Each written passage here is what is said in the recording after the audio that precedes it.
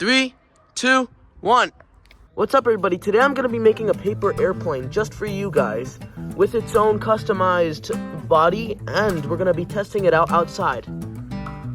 So first off, we'll need some paper. And then we'll need some scissors and glue. Wait, no. Dang it. So first we're gonna take this sheet of paper and we're gonna fold it in half. Very easy. And now we're gonna put two folded triangles inside this part, just like that. Next, we're gonna take this flap and we're gonna put it down again, just like that. And we'll do it with the same thing with the other one. When you want a paper airplane, it's all about symmetry. So now we fold it like this.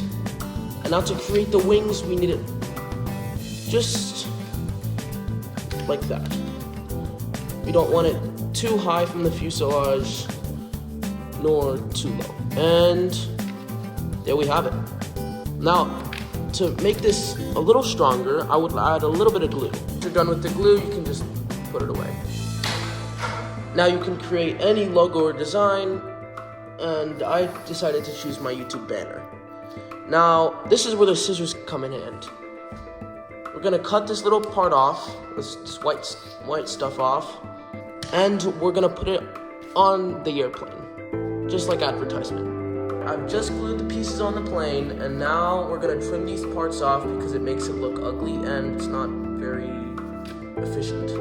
All right, the plane is finished and ready to go. Let's put it outside and put it to the test. All right, guys, now I'm outside and I have the paper airplane to test it out. All right, on 3, 3, 2, 1. It actually flew.